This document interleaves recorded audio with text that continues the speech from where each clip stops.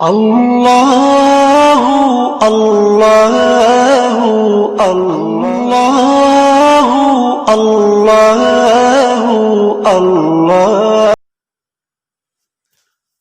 اعوذ باللہ من الشیطان الرجیم، بسم اللہ الرحمن الرحیم۔ وَلَقَدْ يَسَّرْنَا الْقُرْآنَ لِلذِّكْرِ فَهَلْ مِن مُدَّكِرٍ۔ صدق اللہ العلی العظیم۔ اللہم صلی علی سیدنا و مولانا محمد وعلی آل سیدنا و مولانا محمد وبارک وسلم ثم صلی علیہ۔ رب اشرح لی صدری ویسر لی امری واحلل عقدۃ من لسانی یفقہوا قولی، رب زدنی علما کثیرا۔ آئیے قرآن سمجھیں آسانی سے۔ آج اس کے 7ویں سبق میں آپ سب کو خوش آمدید کہتا ہوں۔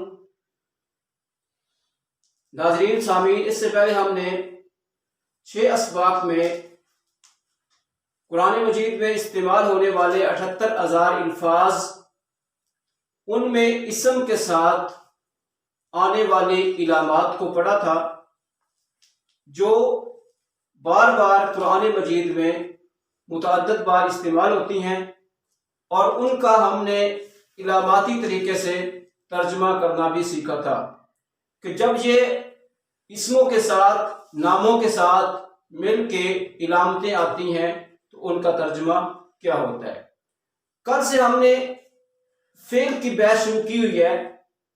فعل کی تعریف ہم نے کل پڑھی تھی کہ ایسا لفظ جس سے کسی کام کا کرنا یا ہونا ظاہر ہوتا ہے۔ تو کل میں نے آپ کے سامنے تقریباً 20 ایسے فعل لکھے تھے، ایسے لفظ لکھے تھے جو قرآن مجید میں بکثرت استعمال ہوتے ہیں، اور میں نے آپ کو ان لفظوں سے اردو کے ذریعے مفہوم نکالنا سکھایا تھا۔ آج ہم انشاءاللہ کچھ علامات کے ذریعے سے یہ سیکھیں گے کہ یہ جو عربی کے الفاظ ہوتے ہیں ان کے شروع اور آخر میں یہ چند علامات ہوں تو ان کا ترجمہ ہم کیسے کریں گے، کیونکہ ہم قرآن سیکھیں آسانی سے کورس میں مروجہ طریقے سے ہٹ کے، لمبی چوڑی تفصیل سے ہٹ کے، صرف علامات کے ذریعے سے قرآن پاک کا ترجمہ کرنا سیکھیں گے، اور اس کورس کے ذریعے ہم آپ کو انشاءاللہ اس قابل بنائیں گے کہ یہ کورس مکمل کرنے کے بعد آپ خود قرآن مجید کا مفہوم سمجھنا شروع ہو جائیں گے۔ تو آئیے دیکھتے ہیں، آج ہم انشاءاللہ 4 علامات کے بارے میں پڑھیں گے۔ وہ 4 علامات کون سی ہیں؟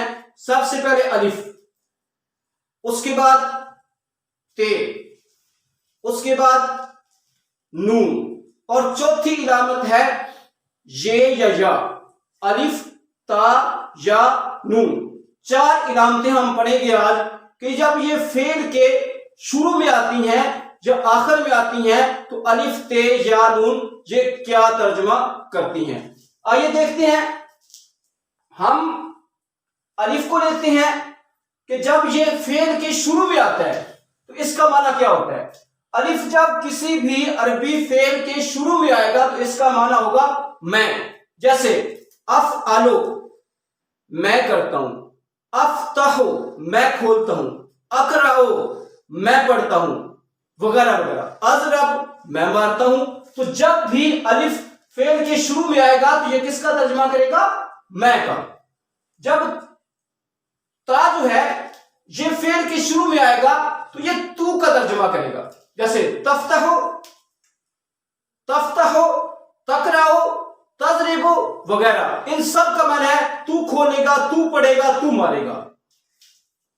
اس کے بعد یہ، جب یہ عربی میں لفظ کے شروع میں آئے گی تو یہ وہ کا معنی کرے گی، جیسے یفتحو وہ کھولے گا، تفتحو یفتحو وہ کھولے گا، یضربو تو مارے گا، یقرأو وہ پڑھے گا۔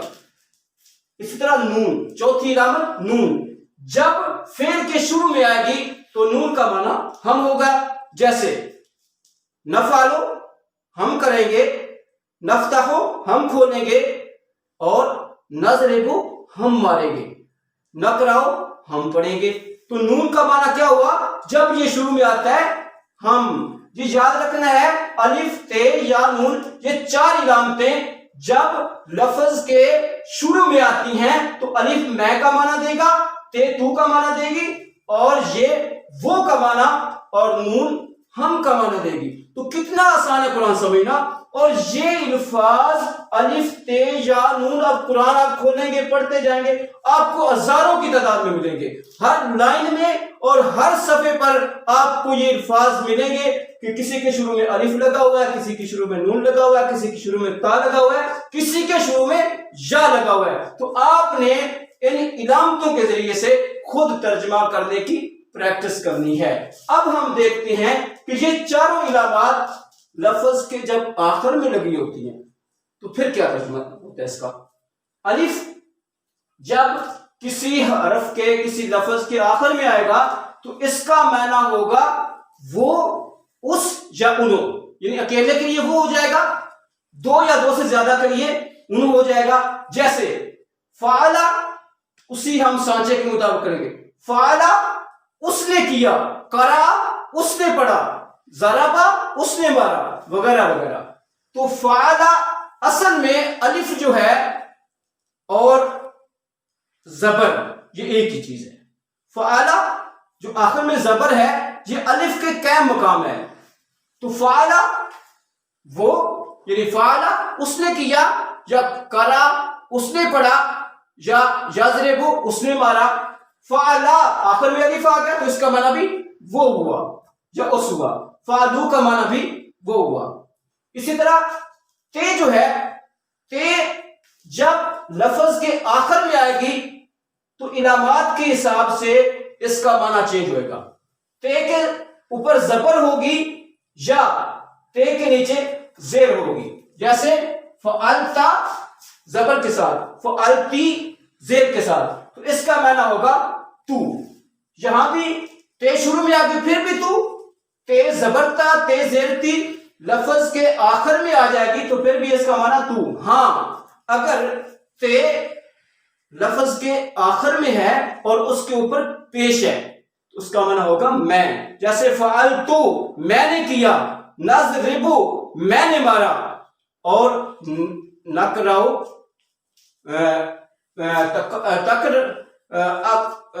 اسی طرح فعلتا تو نے کیا، فعلتی تو نے کیا، فعلتو میں نے کیا۔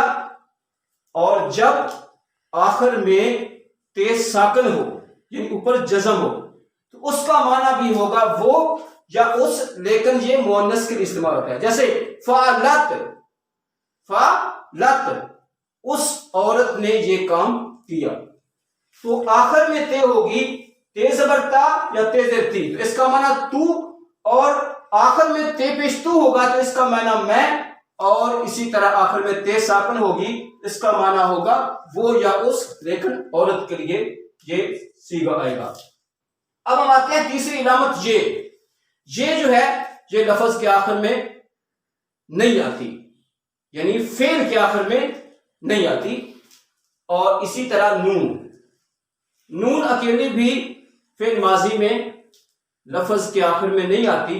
نون الف نہ آتا ہے جو ہم پہلے بھی پڑھ چکے ہیں، جس کا معنی ہوتا ہے ہم، جیسے فعلنا ہم نے یہ کام کیا۔ تو آج کا سبق ہمارا 4 علامتوں پہ مشتمل تھا، الف، تا، یا، نون۔ جب شروع میں آتے ہیں الف میں کا، تا تو کا، یہ وہ کا، نون ہم کا معنی دیتا ہے۔ آخر میں تو الف وہ اس یا انہوں کا معنی، تا تی تو کا معنی، تا پیش تو میں کا معنی، اور تا ساکن اس یا وہ کا معنی دیتی ہے، اور نون الف نہ اگر آخر میں آئے تو وہ ہم کا معنی دیتے ہیں۔ تو اس ہمارے کورس کے ساتھ آپ ضرور جو ہے وہ کنیکٹڈ رہیں انشاءاللہ۔ یہ کورس کمپلیٹ کرنے کے بعد آپ قرآن مجید سمجھنا آپ کے لیے بہت آسان ہو جائے گا۔ وَأَقُولُ قَوْلِي هَٰذَا وَأَسْتَغْفِرُ اللَّهَ لِي وَلَكُمْ وَلِسَائِرِ الْمُسْلِمِينَ۔